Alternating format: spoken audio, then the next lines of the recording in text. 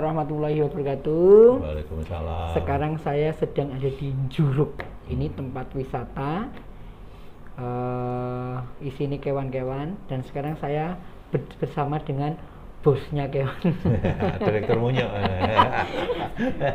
Beliau sendiri loh, ngomong beliau di aku loh ya. Ben nambah imun guyon. Oke. Oh iya, Ben tetap sehat ya Pak ya. Pak Bimo sehat. Alhamdulillah. Pak Bimo itu nama lengkapnya siapa? Bimo Wahyu Widodo. Nggih. Dulu Nggih. ceritanya kok bisa sampai di Njuruk itu gimana Pak? Iya. Karena memang ada informasi lowongan di Solo Pos ya. Kalau nggak salah itu bulan Februari, Maret ya. Maret atau April lah, saya lupa. Itu ada seleksi tahap kedua untuk direktur di Taman Satwa Taru Juruk Surakarta. Ya sudah, saya ngikuti. Rumah saya juga di Solo, jadi kan KTP-nya Solo, berarti sudah memenuhi syarat. Karena itu kan syarat utamanya waktu itu. Kalau syarat yang lain kan yang lain saya bisa memenuhi. Kalau KTP-nya nggak Solo, saya nggak bisa. Kita semua administrasi kita penuhi. Kita ada tes 2 hari waktu itu, pagi sampai sore. Kemudian terakhir presentasi dengan Pak Wali dan seluruh jajarannya yang terkait. Waktu itu ada Pak Sekda, Pak Wawali, ada bagian hukum, perekonomian, dan lain-lain. Dan kemudian sehari berikutnya saya dikabari saya diterima untuk menjadi Direktur Taman Satwa Taru Juruk. Sehingga pertanggal 7 Mei 2015 saya dilantik. Sampai sekarang. Pak Bimo ingat nggak kita pernah siaran bareng di RRI? Iya. Ingat? Ingat. Oh ingat. Ternyata jasnya. Kalau dulu sebelum di Njuruk di mana Pak? Sebelum di Njuruk yang jelas Njuruk ini tempat kerja saya yang ke-25. Jadi kalau diurutkan nanti waktunya habis. Nanti 1 giga dulu. 1 giga rekamannya.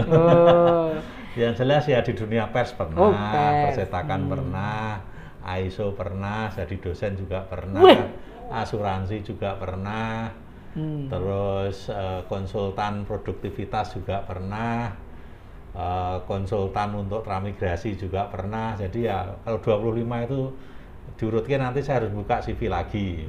Tapi yang jelas pengalaman di luar itu tidak ada sebelumnya pengalaman ngurus satwa, tapi pada prinsipnya jadi direktur atau manajer ataupun kepala seksi ataupun siapapun yang membawa anak buah itu kan pemimpin. Nah, pemimpin itu harus punya 7 sifat. Yang pertama harus bisa memberi pengarahan. Yang kedua harus bisa memberi penugasan. Yang ketiga harus bisa memfollow up. Yang keempat harus bisa dari follow up itu harus memberi problem solving, ya kan ada solusi toh. Nah, terus kelima itu harus ada punishment kalau ada yang salah. Wah, ini ngabut ini. Nah, yang ke-6 harus bisa memberi reward kalau ada anak buah yang berprestasi. Yang ke-7 reporting. Nah, nek dekne dadi pemimpin gawene wong nesu-nesu. Nah, itu semuanya kan kalau di Perumda Taman Satwa Taru Juruk ini kan operasionalnya berdasarkan perda dan aturan-aturan yang tertinggi, yang tinggi lagi kan gitu. Contohnya kalau perda ya perda kita sudah ada. Kemudian sebagai lembaga konservasi ada undang-undang konservasi kita ikuti, dan aturan-aturan kementerian dari Kementerian Lingkungan Hidup juga ada mengenai lembaga konservasi dan lain-lain. Sehingga kita ikuti itu dalam aplikasinya sehari-hari, dan 7 perilaku yang tadi saya sebutkan diterapkan di sini, ya alhamdulillah jalan sampai sekarang gitu. Pertanyaannya satu Pak Bos. Apa itu? Dari penjenengan kerja sing ke-25 itu, kersa ngendi ora? Sing paling seneng dhewe sing ndi? Di sini. Aku wis bedhek sajane. Ya karena nyatanya dalam perjalanannya kan di Perda itu kan masa jabatan 4 tahun.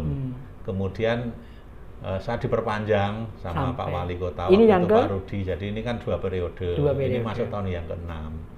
Nanti kan insya Allah sampai 2023 bulan Mei. Jadi serak rasa ya, orang nanti 2 tahun. Itu masih bisa diperpanjang lagi? Enggak, 2 periode saja. Jadi nanti genap 8 tahun. Apa asiknya Pak di Juruk? Asiknya itu barang siapa memelihara makhluk Tuhan atau Allah, itu kan salah satu jalan menuju surga. Ya, kan ini kan Taman Satwa Taru Juruk 14 hektar ini kan ada satwanya, ada manusianya, ada tumbuhannya, kan begitu. Terus melayani pengunjung, kan kita jadi pelayan. Nah, semoga ini ya kerja ya ibadah begitu Mas. Omongannya podo toh, kan podo. Pak, ada TSTJ, Juruk Zoo, Taman Juruk. Ini varian ini bagaimana? Sebenarnya kan secara perda itu kan perusahaan umum daerah Taman Satwa Taru Juruk Surakarta. TSTJ berarti. Nah, kalau disingkat TSTJ Surakarta. Tapi kan kayak seperti pabrik mobil itu kan PT apa gitu kan, nanti keluaran mobilnya kan juga ada macam-macam itu tipenya, kan begitu. Nah kita brandingnya itu Juruk Solo Zoo.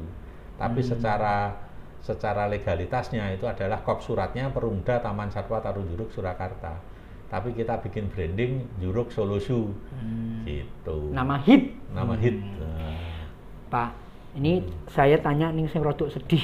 Kenapa? Pandeminya ini gimana Pak? Soal pandemi ini memang alhamdulillahnya lagi. Syukur loh pandemi. Iya, kalau kita ada hidup itu kan cuma dua toh, sabar sama syukur. Kalau tidak sabar dan tidak syukur berarti gawe dalan dewi-dewi. Jadi ya jalan bayi. Oke. Ya alhamdulillahnya itu sebelum pandemi kita didampingi oleh BPKP itu membuat namanya manajemen resiko. Nah manajemen resiko itu adalah bagian dari membuat rencana bisnis. Nah kita digodok selama 3 hari membuat manajemen resiko. Nah salah satu resikonya waktu itu memang terus tidak COVID. Siapa yang tahu COVID corona nggak tahu. Tapi resikonya adalah Juruk bisa saja tutup suatu saat jika ada suatu kondisi yang luar biasa. Waktu itu prediksinya kalau ada wabah penyakit, baik ini sebelum pandemi. Sebelum pandemi, kalau ada wabah penyakit itu bisa aja dari manusia ke hewan ataupun hewan ke manusia yang memaksa kita harus tutup. Nah itu namanya zoonosis. Nah itu kita taruh di level 1, kita bisa tutup. Nah waktu itu pertanyaannya sampai berapa lama bisa bertahan? Waktu itu kita menghitung 3 bulan dengan kemampuan yang ada. Nah, 6 bulan setelah manajemen resiko kita dapat pendidikan, kita tutup beneran. Dengan adanya corona. Jadi kita ya shock, tapi sudah tim kami, manajer dan kepala seksi yang ikut pelatihan kita kumpul. Nah ini alhamdulillah punya ilmu manajemen resiko. Nah sekarang mari kita bikin prediksi. 3 bulan, 6 bulan, 1 tahun, 2 tahun, kita harus bikin prediksi. Bisa nggak bertahan? Nah, begitu. Kita bikin alternatifnya seperti itu. Jadi kita bikin proyeksi lah gitu. Waktu itu kita sampaikan ke Pak Wali Kota. Gitu. Oh, secara teori kita uang habis untuk 3 bulan. Nah, waktu itu kan duit-duitnya 3 bulan gitu ya. Nah, terus kita koordinasi dengan Pak Wali. Oh, kalau gitu efisiensi. Ngirit, duitnya kan bisa bertahan lagi. Oh, kita bikin tiket presale. Nah, jual tiket presale kerjasama dengan PMI dan salah satu radio kan begitu. Nah, kita sukses. Terkumpul 62.000 tiket. Nah, kan lumayan dapat uang 1,2 miliar, tambah hidup lagi. Itu 3 bulan habis, lebaran nggak terima pengunjung, itu bicara tahun 2020 ya. Nah, terus kita presale. Nah, presale udah mau habis. Kita bikin gerakan dengan Pak Wali Kota, seluruh ASN membeli tiket 5 lembar atau 100.000. Jadi mereka juga ke sini? Bukan, seluruh ASN membeli. Jadi kan kita koordinir. Misalkan dinas kesehatan 100 orang, ya udah nanti menyiapkan uangnya, tiketnya kita berikan ke dinas kesehatan. Terus mereka juga ke sini maksudnya terus? Ya sekarang pegang. Nah, nanti kalau mau ke sini ya tinggal masuk aja pakai gitu. Tiket presale. Sebenarnya tiket presale tapi lebih dipersempit seluruh ASN Kota Surakarta. Gitu. Jadi presale jilid kedua lah gitu. Okay. Sampai jualan kaos? Nah, itu nanti yang terakhir. Oke. Nah, cara bertahan berikutnya adalah kita bikin program donasi pakan. Nah, waktu itu kan antusiasmenya warga masyarakat juga tinggi. Iya. Ada yang langsung ke sini bawa makanan, beras, telur, pepaya, sayuran dan lain-lain itu. Kalau dirupiahkan 63 juta, terus ditambah yang setor ke rekening kami itu ya kurang lebih 300-an lebih, hampir 400 kalau di total. Kemudian kami menggandeng juga sponsor, ada yang minuman itu bantu kami 100 juta untuk nanti kontrak kalau sudah buka bisa jualan di sini, nah, semacam itu. Kami juga menggandeng perguruan tinggi, salah satunya UNS itu Pak Rektornya juga datang ke sini membantu kita. Bantuan itu pun juga yang bikin kami terharu itu ya bukan hanya satwanya, tapi karyawannya juga dibantu. Ada yang ngasih beras dari Fakultas Ekonomi dan Bisnis UNS itu ngasih beras untuk karyawan. Ini untuk karyawan bukan untuk satwa, ya sudah kita bagi untuk karyawan. Begitu. Kita minta perbankan bagi sembako kan gitu. Nah, kemudian efisiensi yang lain itu adalah seluruh karyawan yang mengurusi satwa itu masuk full. Yang tidak mengurusi satwa masuk 15 hari kerja. Nah, ya sampai sekarang begitu untuk penghemat. Kemudian pemerintah Kota Surakarta 2020 juga bantu pakannya 300 juta. Terus Pemkot Surakarta memasuki tahun 2021 ini membantu pakan bulan Februari, Maret, April, Mei itu kurang lebih 790 juta untuk pakan dan honor karyawan yang bersih satwa. Sisanya kita mencari sendiri. Tapi untuk tahun 2021 ini kami terbantu sedikit kemarin. Lebaran itu kan batasan usia 5 tahun. Nah, kita pengunjungnya masuk banyak. Karena sebelumnya kan batasan usia kan 15, bahkan 17, ada 14 kan gitu. Kemudian bulan Juni itu kan dibuka untuk semua pengunjung tanpa batasan usia. Yang penting protokol kesehatan dan lain-lain itu. Kita bisa terima 22.000 pengunjung. Kita bisa hidup. Tapi ndelalah tanggal 3 Juli ya PPKM lagi sampai sekarang. Jadi tabungannya ya wis entek neh. Sehingga Pemkot mulai bulan ini bantu kami lagi 193.500.000 untuk pakan sama gaji. Sisanya kami hidup sendiri lagi untuk yang karyawan. Begitu, dan alhamdulillah bisa hidup sampai sekarang. Itulah gunanya sabar dan syukur tadi. Syukur. Di logika 3 bulan tutup, tapi sampai sekarang ternyata masih bisa hidup dengan segala daya upaya. Kita kerja pentaholik. Pemerintah Kota Surakarta mendukung, kita kerjasama dengan bisnis, kita kerjasama dengan seperti sampean media, dengan masyarakat, dengan perguruan tinggi, kami rangkul semuanya. Jadi rumusnya 5 pentahelik ini kita gotong royong mempertahankan Taman Satwa Talujuruk ya carane kewane slamet karyawane iso ngliwet. Selamat kewane iso. Selamat. Kok kewane iso ngliwet? Kewane selamat, karyawannya iso ngliwet. Pak karyawan. Hewan satwanya itu sebenarnya statusnya gimana sih, Pak? Satwa itu yang dilindungi itu milik negara. Iya. Negara itu dalam artian? Ya miliknya negara. Perhutani atau? Bukan, milik negara, tapi yang mengurusi satwa itu kan Kementerian Lingkungan Hidup dan Kehutanan. Di situ ada Dirjen Konservasi Sumber Daya Alam dan Ekosistem. Nah, di situ urut ke bawahnya ada direktur, ada BKSDA provinsi, kemudian di masing-masing. Contohnya di sini Solo. Itu kan Solo itu meliputi agak panjang itu Solo itu.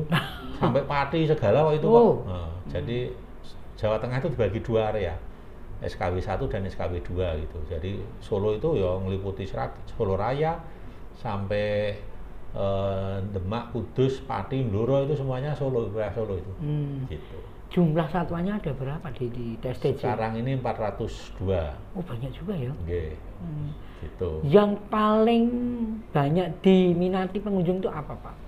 Pengunjung itu rata-rata kalau datang itu nanyanya 4. Gajah. Macan. Ya toh? Apa nih ya? Buaya. Sama aku armada ke rupaku.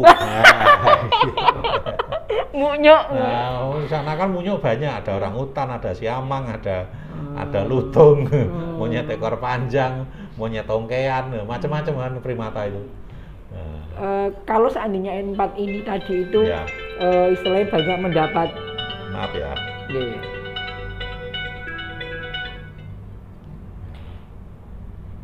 Terus banyak mendapat prioritas. ya, Ada nggak sesuatu yang mungkin ini ditambah atau mungkin gimana gitu? sebenarnya kalau tidak ada pandemi, Ini kondisi normal, Pak. misalkan Bicara normal. Normal ya. Kalau tidak ada normal, sebenarnya rencana kerja kita itu lumayan prospektif gitu. Kita kan sebenarnya di November Desember itu kan sudah bikin rencana kerja tahun 2020. Rencana kerja 2020 itu kita akan banyak tukar menukar satwa. Contohnya kita punya singa betina, itu sudah siap dikirim dari Bali ke sini. Itu awal Maret pembicaraannya finalnya, tapi tanggal 13 Maret kan tutup, ya sudah dipending sampai sekarang. Dan itu semua mengikuti itu jadinya, termasuk kita punya nilge jantan, nanti mau dikasih dari Gemuloloko betinanya. Kemudian tukar menukar kanguru itu dari Lamongan Maharanisu ke kita biar darah segar. Betinanya kita bawa ke sana, kita dapat jantannya biar pada kawin. Nah, gitu. Terus ada rusa itu banyak.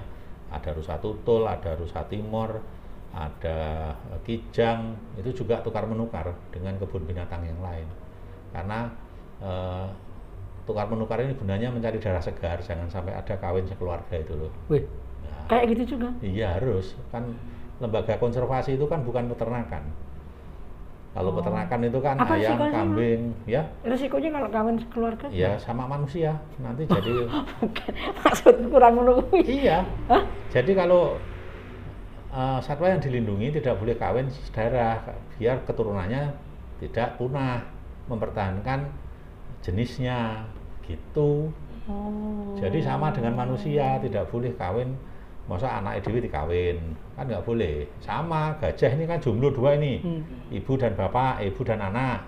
Bapaknya meninggal karena udah tua. Tugas saya mencari jantan satu, ben iso ngawini ibuke, ben iso ngawini anake. Sah kan? Ini kan darah segar.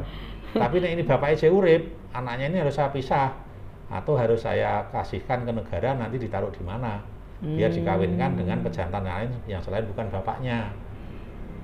Nah, bedanya itu antara peternakan dengan lembaga konservasi.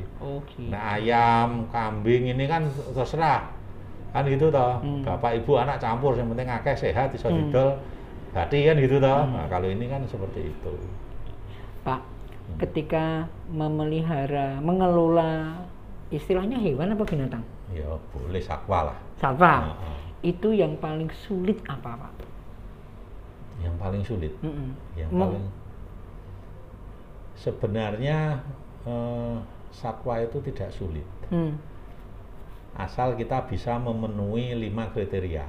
5 kriteria satwa itu dalam lembaga konservasi itu satwanya tidak boleh kehausan.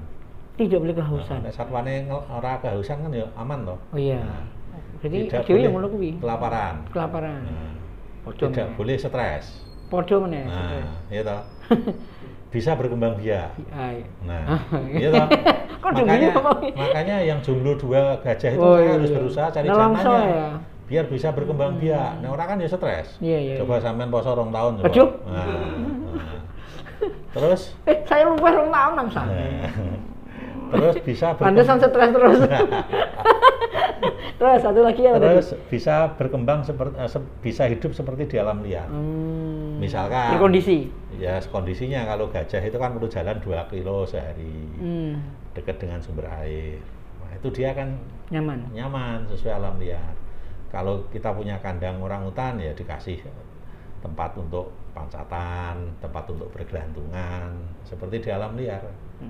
Dan nek ketek ra dikeki wit-witan apapun dari kayu atau apa mau nang ngisor nang lantai meneng ya stres Mas. Wong dia senengane berlanjutan gitu kan. Ya seperti itu contohnya. Burung harus dikei glodok ben iso ngendok gitu.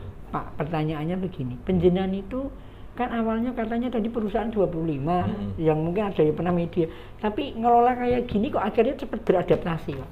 Ya itu ilmunya seberapa tamat gitu loh Mas. Aduh. Seberapa tamat itu pengalaman itu kan guru yang paling baik. Ya. Sehingga kita itu kan mengelola yang dikelolakan manusia. Kalau hewannya kan di dalam kandang. Nah di dalam kandang tadi kan ilmunya 5 itu kan tinggal dijalankan. Nah yang menjalankan kan manusianya.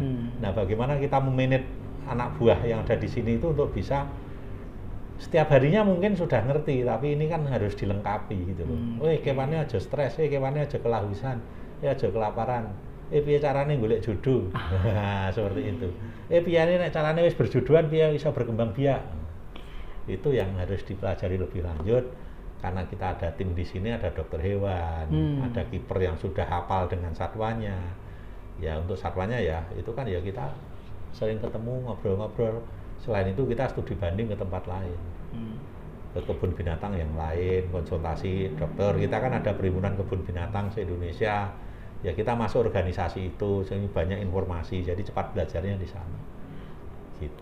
Pak, asal mau pasti bisa wis. Wah, asal mau kan. Padha toh. Asal mau pasti bisa. Pak panjenengan itu tuh Pak. Ketika ngelola seperti ini sing marake, ya saya seneng. Apa Pak? Itu tadi ibadah tadi. Rono meneh tak pancing dadi kan tak pancing pertanyaan sing wis ndok itu mlayune ya rono meneh. 1000 jalan menuju surga kan gitu. Wih, kelepek-kelepek ora. Iki nek umure mungkin jek 20 tahun ngono wis. Gogrok kabeh. Pak. Ini sekarang setelah ini kan pandemi. Nah, kondisinya sekarang ini terus gimana setelah PPKM diperlonggar? Iya. Jadi kan dalam operasionalnya selama PPKM ini kita berpegangnya pada surat edaran wali kota yang rata-rata dievaluasi setiap 2 minggu. Nah, ya kita ikutin saja. Kita bicara yang paling pendek tanggal 3 Juli. Kita level 4 atau mungkin waktu itu ya. Ya kita suruh tutup ya tutup, nggak terima pengunjung. Udah itu ilmu sabar dan syukur.